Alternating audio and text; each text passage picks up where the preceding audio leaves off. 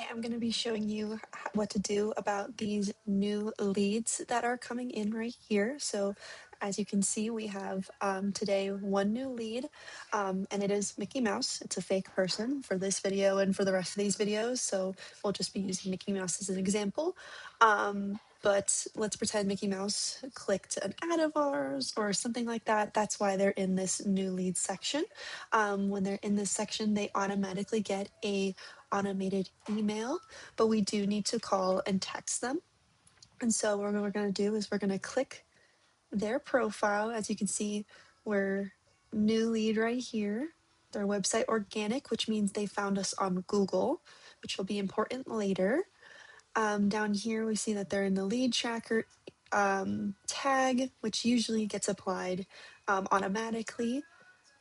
And then we have a couple different things here. I'll just go quickly over this. We have the phone, which can track notes about the phone. We can say if we left a message, didn't leave a message, if the person was not available, good conversation, or poor conversation, do not call back. Then we leave our notes here, and then follow-up date right here, the next time we're going to follow.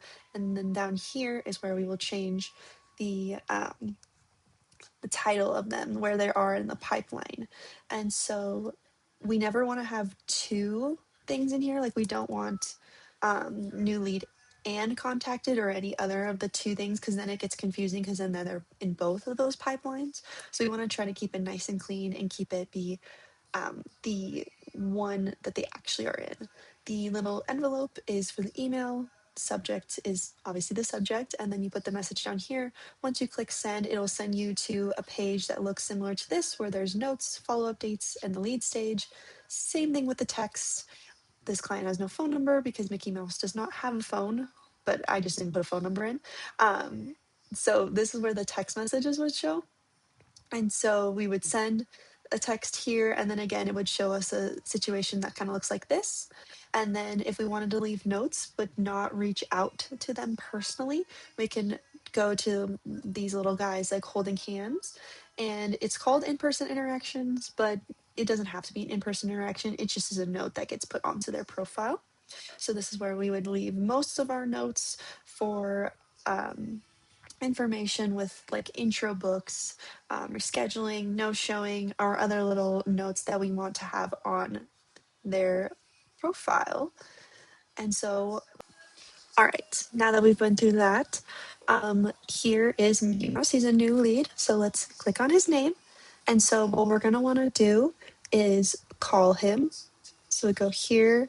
We'll make the call, whether we're calling him and leaving a message or calling him and he actually responds to us. We're going to be adjusting this phone call outcome according to that. So typically we're going to be using a lot of this voicemail left a message. A lot of people do not answer the phone. That's not to say that people don't answer the phone, but left a message is typically what we put there.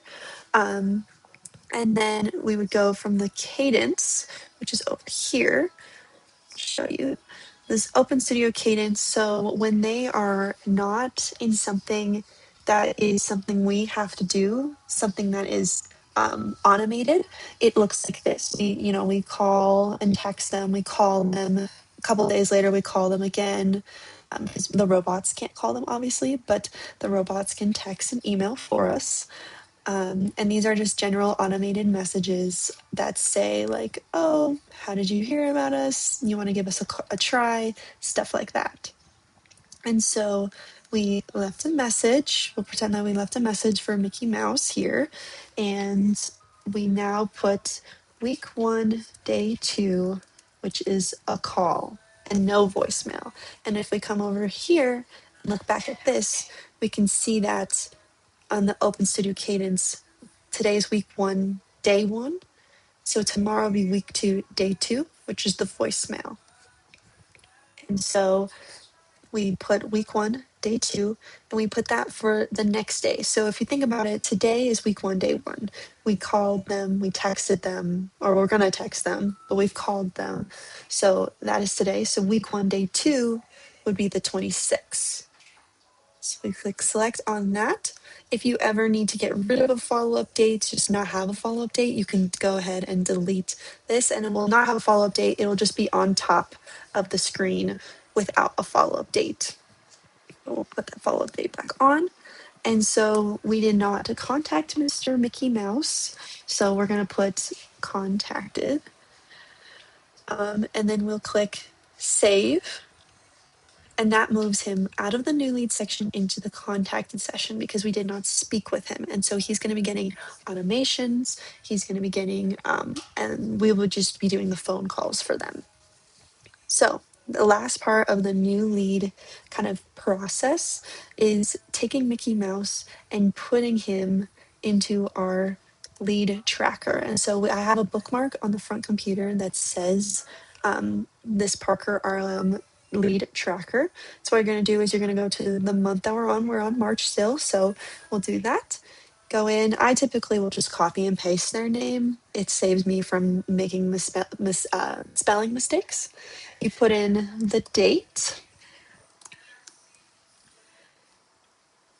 and your name, or you type your name, depending if your name is here or not.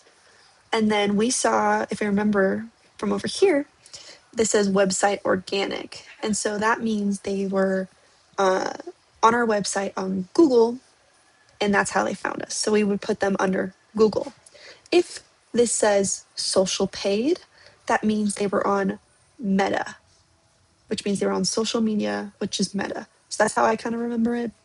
Website, Google's a website, Meta is social media. And then they put Google and we put contacted. If we didn't talk to them and didn't get them scheduled for an intro book, so we just put contacted. If we did, we would eventually do the intro book, but I'll show that on a later video.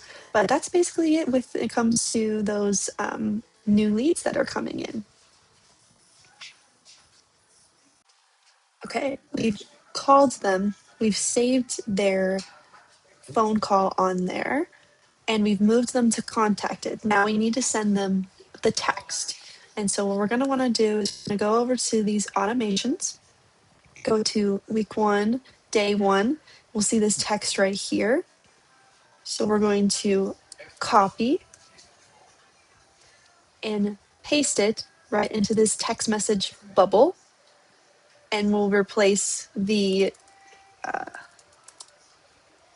little blank spots here with their name, our name, and stuff like that. Everything else should be filled out like with like red light method Parker and stuff like that. And then you click send. And so we don't have to leave a note because we already left a note earlier about the phone call. And so this is kind of just sending them a text after the phone call.